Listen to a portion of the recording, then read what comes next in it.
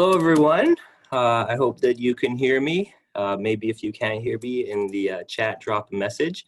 So welcome to the grade 8 to 11 course selection presentation for 2021.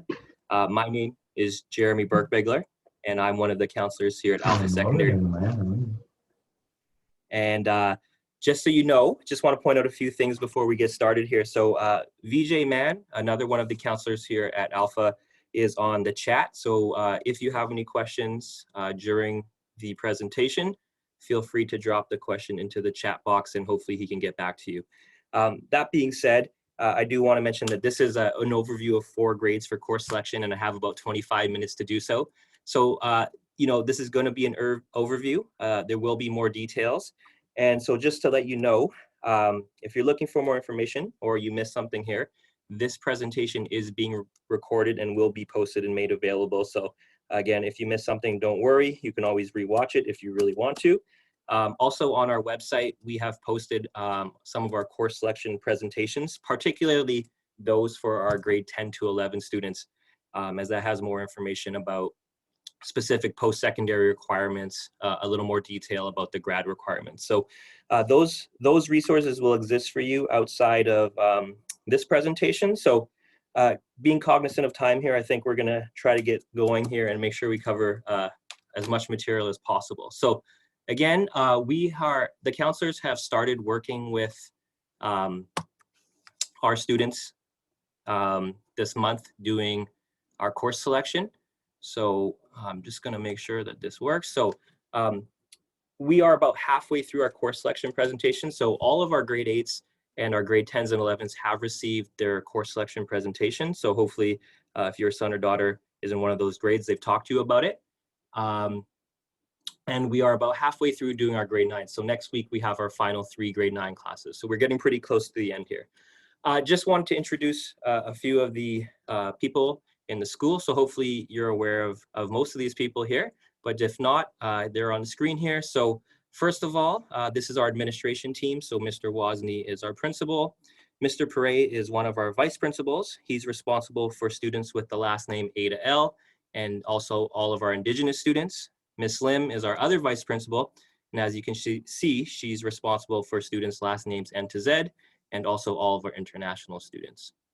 Here's the counseling team at Alpha. So that's me in the middle, Mr. Burkbegler.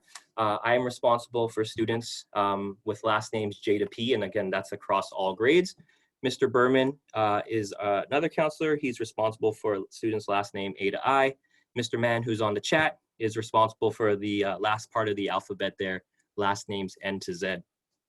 A couple other people to know at the school. There's Miss Lorelei Lyons. She's our Indigenous Youth Engagement Worker, so she works with all of our Indigenous students. And Mr. Tai is our International Support Worker, and he works and supports our international students.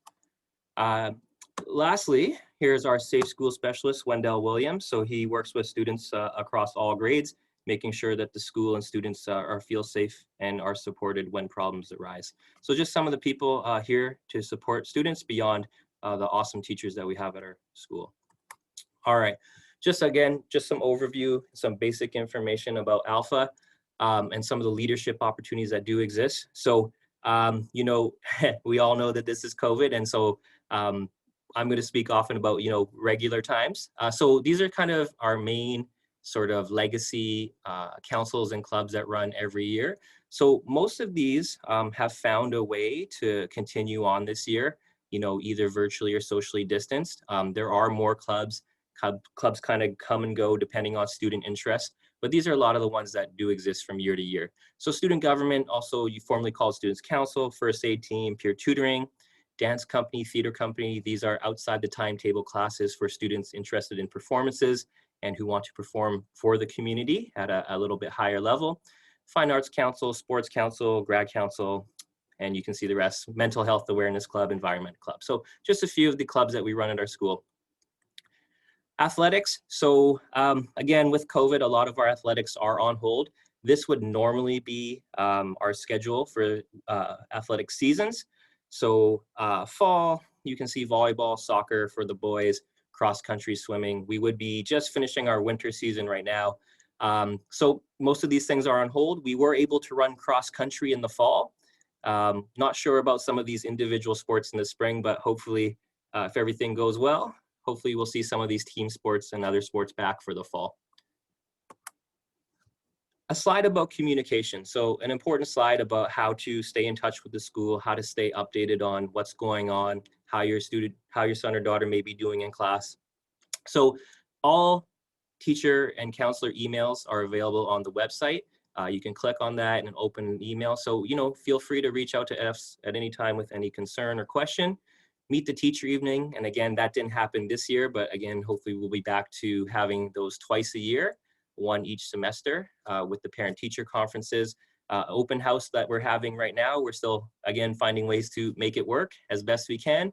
Report cards 4 times a year. So whether that be in the semester system, that would be twice a semester. And with the quarter system, we're doubling that and we're seeing report cards 8 times a year. But making sure that you have access to MyEd and are aware of the reporting periods and how to access it is really important.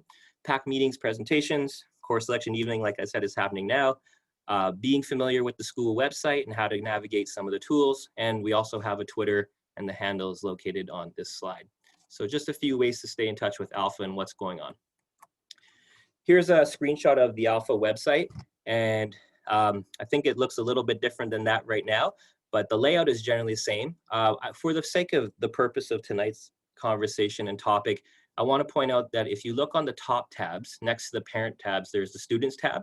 So if I was to click on that, if this wasn't a screenshot, the first drop down will be course selection. So if you do click on that, there will be the list of course offerings where there's the list for grade 8 and 9 courses, all the courses that we are offering for next year, the grade 10 to 12 course offerings, and also the course planning booklet, where you're able to read a little bit more about the courses they're running and what they entail. Also on that page, there'll be a direct link to enter courses. And on the website now, on the front page that you're kind of seeing, the website has been updated. I think the most recent 2 posts are a link to instructions about how to enter courses and also a link to a copy of the PowerPoint that we presented yesterday to our grade 10s and 11s. So there is just the website. Course selection. So let's get into sort of the general principles and ideas about course selection here. So as I mentioned, counselors, we have been completing our course selection process with the kids. So again, COVID times, we did the grade 8 course selection virtually all at once, and we did the grade 10s and 11s virtually all at once. The grade 9s, we are going into their classes to make sure that they're aware of some of the implications and choices that they have for grade 10. It is an important year, as grade 10 year is the first year that courses start counting for credits toward graduation. So we want to make sure those students are informed. Normally, we would have smaller groups in the library and present to them. So we do miss being in front of our kids. I don't think anything replaces being face-to-face. But again, we're pretty close to finishing off our course selection here. Students will select courses, enter courses online at home. So students are responsible for logging into their MyEd account and entering their courses online. They, of course, can come see us and we can do together if they're stuck. But again, they are supposed to do it online. We ask parents to review the courses with their son or daughter. So make sure you're asking questions, maybe reviewing them, making sure that you're informed too about what courses they're taking, where they're heading for post-secondary, whether they're meeting the requirements for their post-secondary plans. The system opened on February 3rd, so it's open right now. Students can go in right now, enter courses, and the portal will close on February 28th. So between now and then, students can go in and play around and change things, update things as much as they want. But come February 28th, the portal will be closed and there'll be no further opportunities to enter courses by students. After February 28th, once the portal closes, course verifications will be sent home via email in March. And so there'll be a small window there. So if you miss the 28th or you forget to do something or you change your mind, during that first week of March, you should receive an email listing, here are the courses that you have requested. And then for the duration of that week, I believe until March 5th, students can get back to us with any changes that they make. If we don't hear back from them, we assume that the requests that they have made are correct. So there is a small window after the 28th to make any amendments. Course selection. So continuing with that, so just some ideas here about why course requests are important, why it's important to try to get them correct. So our timetable is constructed based on students' needs and requested classes. So, we try to fulfill what the students are looking for. We don't say, this is it, this is what you get. What that means though is, students do need to take it seriously. Their choices impact things like the courses we run, the people we hire. So it is important that, we all ask questions and try to get it right. As there are direct impacts on options. So one of the questions that did come up through the Google form before this presentation started was, what courses definitely will run, and is there a certain number of course needs to run? So that's a tricky question, but I can definitely say that our core academics courses we need for graduation or post-secondary, those are courses that we will almost always run. And is there a specific number to get a course running? That depends on a lot of things, staffing, what that looks like, what system we're in as far as semester or quarter. So there's not a finite number there. I can't give you one, unfortunately. Some classes have bigger limits than others, so a direct number is not possible. So if the person who asked that question is watching, I'm sorry, I can't give you more information, but that's kind of vague, but yeah, that's the answer there. So like I said, schools are staffed and timetabled according to the information on students' course selection forms. So for example, if we have 200 kids ask for art, we will try to accommodate them and hire the requisite teachers. Changes at a later date may not be possible. So I think it's on this next slide here, and I'll come back to that, but try to get it right the first time. Down the road, there might not be the opportunity to get what you want. So finishing off here with some general ideas about course selection. Students are required to take 8 courses. 8 courses is considered a full timetable. You might have heard or about someone who might have less than 8, and so exceptions include specialized programs, say like SFU Soccer Academy or an industry training program, or perhaps grade 12 students who have been granted a study block. But for the purpose of course selection, we're asking that all students take a minimum of 8 courses. Some students will take more if they're taking courses outside the timetable, but 8 is the minimum. And coming back to trying to get your course requests right in the first place, students with incomplete timetables or errors will be prioritized for course corrections in September. So, if there's an error on our part or something's missed where we have to go back to a student, that, those students will be prioritized over someone who comes to us and say, well, I picked these courses and I want to change it. We will still try to work with those students, but priority will go to students in these, with these issues here. So again, please check course verification forms carefully as changes are not always possible. Moving on to specifics, and again, cognizant of time here and recognizing that I can only spend a little bit of time for each grade. So this slide here is for our grade 8 students moving into grade 9. So the grade 9 program, there are 5 required courses: English, social studies, math, science, PE. And that leaves 3 elective courses, again, being 8 courses for a full timetable. And you can see these are the general faculties or departments of electives that students can choose. Students will often choose a language, and we'll come back to languages in a bit. So, if a student is going to take a language in grade 9, it does leave spots for 2 electives. And you can see those electives can come from visual, performing arts, leadership, home ec, tech ed, business ed. So that's the grade 9 program as an overview. The grade 10 program, so grade 10s have the least amount of choice. There are 6 required courses for the foundation studies for grade 10s and English 10. And so at the grade 10 level and 11 level, students have options with English. So they can choose a personal interest. In grade 8, it's English 8, grade 9 is English 9. Grade 10, there are options. And again, those can be reviewed on the course offering sheet. And in grade 11, they also have several options. In grade 12, everybody funnels back to English Studies 12. But back to grade 10 here. So an English 10 course, a Social Studies 10 course, Science 10, Math 10, PE 10, Career Life Education 10. So there are 6 required courses, and that leaves 2 spots for electives. But as I mentioned earlier, if a student chooses to take a language in grade 10, that really only leaves 1 elective option. So it is a tight year, but it does open up after grade 10. Math options for grade 9 and 10. So in grade 9, the only option is Math 9. We do offer Math 9 enriched, but that is not something that students can self-select right now. We're asking that students go to their Math 9 class next year, hear what enrichment entails, and if they're interested, let their teacher know and sign up at that point.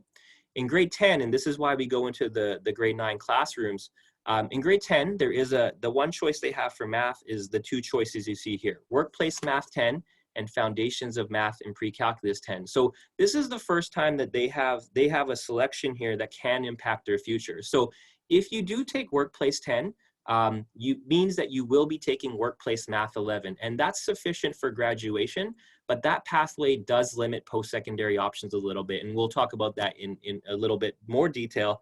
And again, the information posted on the website will have even more detail.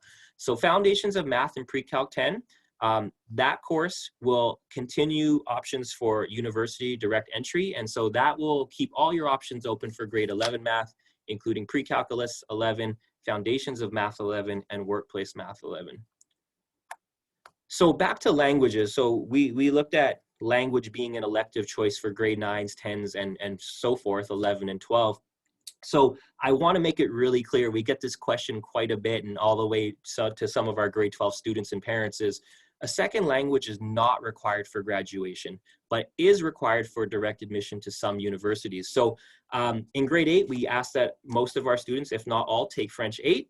And then in grade 9, they do have the option to switch over to Spanish, Mandarin, Japanese. We also offer a few other languages like Punjabi, Croatian, Italian. They're not on this slide. They don't often run what's listed on the slide, are the courses that mostly run. So I want to draw your attention to the bottom of the slide. I think this is the most important thing. So again, a language is not required for graduation, so a student can choose not to take a language after grade 8 and be totally fine. But if a student is thinking about direct entry to UBC, they must have a language 11. If they are thinking about direct entry into SFU, they must have an introductory language 11. So on this slide, you can see some pathways. Some kids will continue all the way from French 8 to French 11. Some switch over to Spanish, Mandarin, Japanese, and go 9, 10, 11. And if your student, son or daughter, has not taken a language for a couple of years, there are a couple re-entry points. You can take Intro Spanish 11, Mandarin, and so forth. And what that does is it kind of takes the 9 and 10 curriculum, pushes it together. And so if you're thinking just SFU, one intro language course will be sufficient. If you want to keep all your options open, then an intro language and then the follow-up language course. A language 12 course is not required. The only instance where it's recommended is if a student is going into UBC Arts. They do ask that students have a language 12. If they don't, they will still take them. But what that means is the student will have to take a first-year language at UBC. So again, not required for graduation, but if you're thinking about keeping doors open for direct entry into university, these would be some of the pathways. Outside of BC, there were very few language requirements. This is just something pretty unique to the two main universities in BC. Elective options, I'm not going to go through all the details here. Again, the course offerings will have the specific courses on the website. The course planning booklet will give some more background and description about what they are. But as in general, you can see that these are the general categories of elective options, so fine arts, and most of these exist at every grade level from grade 9 to 12. So for our grade 8s to 11. So I'll just leave that up there really quickly. You can take a quick browse on that. All right, moving on. So thinking about our grade 11s and 12s. So we have both on the same slide here. So in grade 11, as I mentioned, there are fewer requirements. So students must take an English 11 to graduate, a social studies 11 or 12, a science 11, a math 11, 4 electives, and CLC 11. Ms. Gillum will come chat a little bit more, and there's a couple more slides about CLC 11 and CLC 12. These aren't courses that students will pick like CLE 10. This is just something that's added to their timetable, but they are requirements for graduation. So we're only talking about graduation here. So when we talk about required grade 11 courses, there are 4 of them. I will point out that the new curriculum suggests that you can take a social studies 11 or 12 to graduate. So the one thing I'll point about this, a social studies 11 or 12 will both be sufficient for graduation. For some students, it makes more sense to go straight to social studies 12 because it does count for graduation, and because it's a grade 12 academic, it can be counted as an academic admission course. So it might be more efficient for your son or daughter. In grade 12, the only required course to graduate is English Studies 12. Students also must take 3 other grade 12 numbered courses and complete their capstone here. But the only required course for grade 12 is English Studies 12. Everything else is technically considered an elective. Grade 11 and 12 math options. So going back to that previous math slide, depending on what you took in grade 10, these would be your options in a grade 11 and 12. So workplace math 11 and 12. So this is for entry into some trades program. All of the math on this page are sufficient for graduation. Foundations of Math 11, it meets the math requirements for admissions into post-secondary academic programs in the arts. So that's mainly for SFU. So Foundations Math 11 with a 60% will be sufficient for SFU arts. UBC Arts wants 60% in Pre-Calculus 12 or Foundations 12, but Foundations 12 is a course that we don't often run. So I want to point that out. You know, we usually don't have enough kids sign up for it, and at that point, it really becomes an option online only. Pre-Calculus 11-12, this is required for direct entry into post-secondary university programs for business programs, science programs, and engineering. So if that's the pathway you're thinking, Foundations Math Pre-Calculus 10, Pre-Calc 11, and Pre-Calculus 12.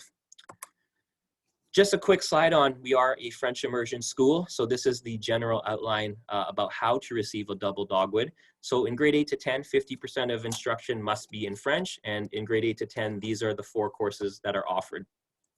In grade 11 and 12, they must complete 25% of their instruction in French language. In grade 11, it's their socials 11 in French and their Français Langue 11. And then grade 12, they just have 1 course, and that's Français Langue 2. So meeting these requirements will allow students to graduate with a double dogwood. This is a new course that we're offering this year. We offered it last year. Unfortunately, we didn't get enough people signing up. So an example of, you know, scheduling classes that students actually are asking for. So it's an outdoor education program. It's open for grades 11s and 12s. You can see some of the activities that they're hoping to do: water-based, snow-based, and land-based activities. So that's an option for next year. Graduation requirements. So this slide here just sort of puts everything together in one.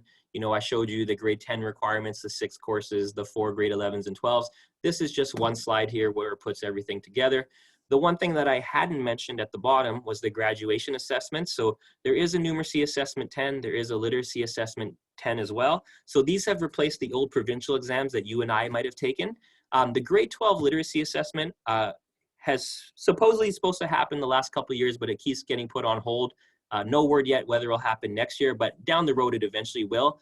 Unlike the provincials of years past, these don't have any impact on grade. This is something that students must take in order to graduate. They will be scored on it, but at this point the score doesn't mean anything, and it's really just a box to check. So no matter how you do, as long as you take it, you will meet those requirements. So the grad requirements that I was talking about, CLC 11 and 12, just Ms. Gillam will come back on and I think talk about this, but again, students must complete CLC 11 and 12. These are grad requirements. Part of those requirements are completing 30 hours of work experience or community service, and the CLC 12 involves creating a capstone project that will help transition them to their life after high school. We are an AP school, so just going to touch on AP briefly. There is an AP presentation coming up at 6 o'clock. So AP courses can replace grade 12 ministry courses for graduation. AP class mark grades can be used as an admission course for university applications. So if you take AP Chemistry 12, that can be substituted and count as a mark for entry into sciences, for example. There's also the optional AP exam that you can take, and if you get a certain score, you can get first-year credit for university. Those exams you do have to pay for, but it can be a cheaper way to get that credit than, say, taking that course first-year university. AP courses, other benefit of taking them is it does prepare students kind of for university life, the rigors and pace of university courses. So there's a few of the other benefits of taking an AP course.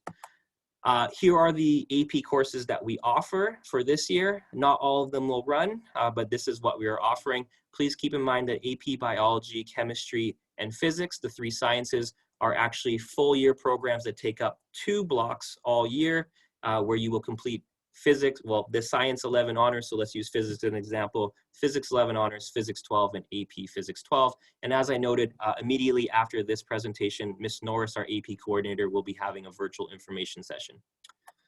Graduation requirements versus post-secondary admission requirements. So we focused a lot on the minimum grad requirements.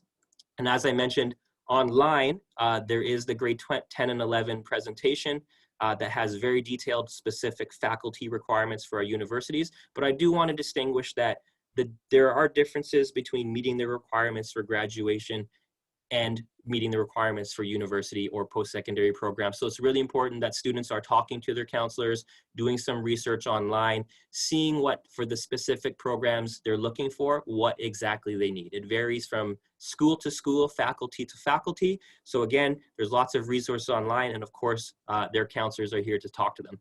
Here's an example just to show you. I don't want to go into too much detail, but here are the two faculties of science that are two main universities, and you can see there's some overlap with English 12 and Pre-Calc 12. However, if you look on the left, SFU wants 2 Science 12s, where UBC only wants 1. SFU wants 5 academics minimum, UBC is looking for 4. In both cases, students must take Physics 11 and Chem 11, but again, just to point out that even within the institutions in our same province, there are different requirements. So just differentiating between high school graduation requirements and post-secondary requirements. At the bottom, these were just the admission averages. This is just an FYI for each school to get into sciences. So just a benchmark to kind of work toward. So that kind of wraps up the course selection portion of the presentation. So I'm going to hand this off to Ms. Gillum, who will talk about career programs with you.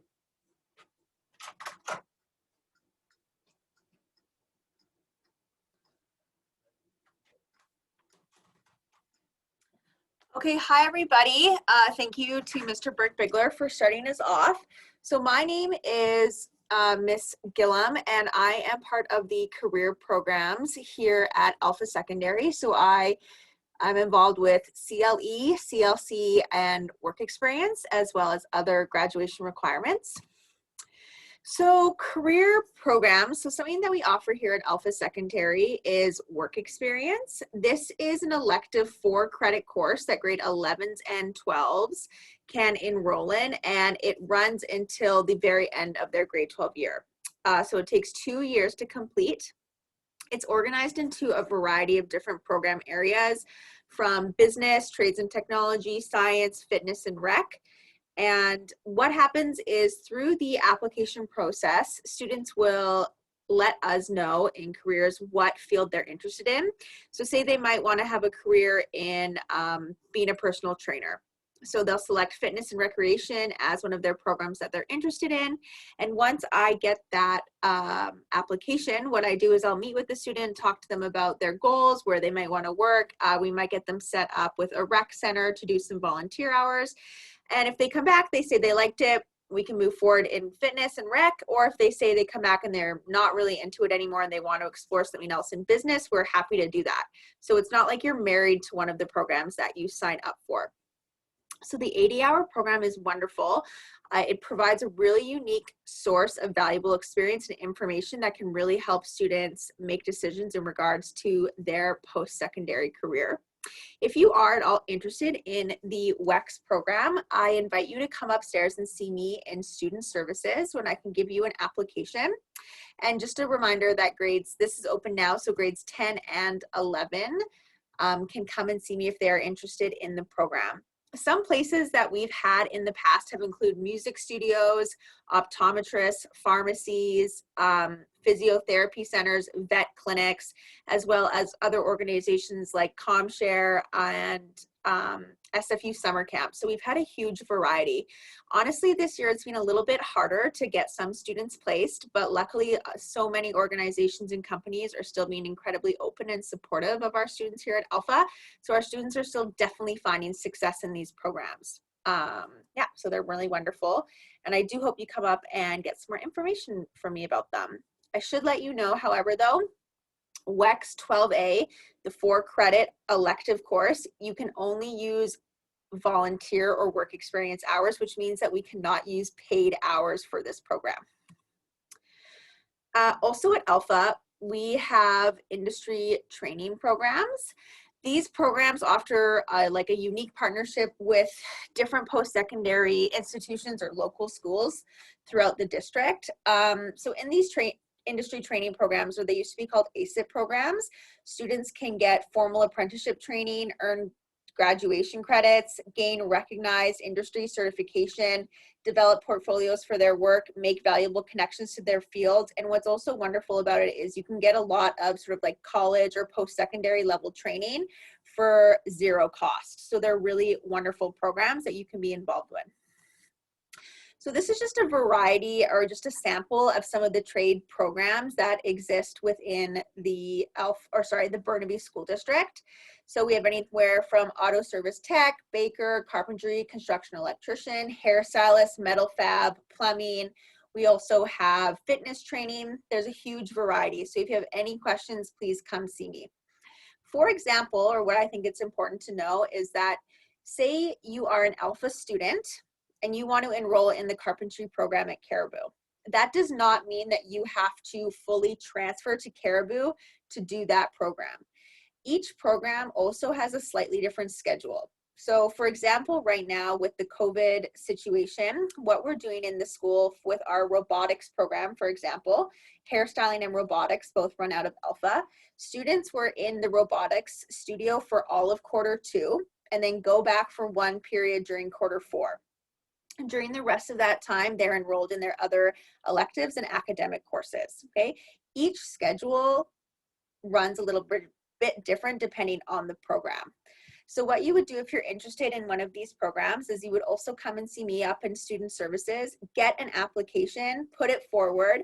The application are due before spring break, and then the interview process will take place after spring break. And once you've been accepted into one of the programs, you would sit down with your counselor and make any course adjustments so you could help, which would help facilitate you doing the program.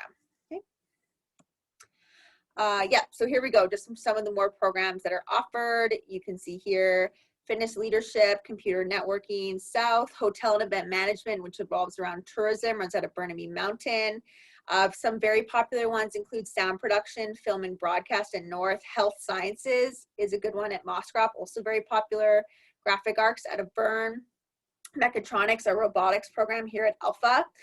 We also run our hair program here at Alpha as well.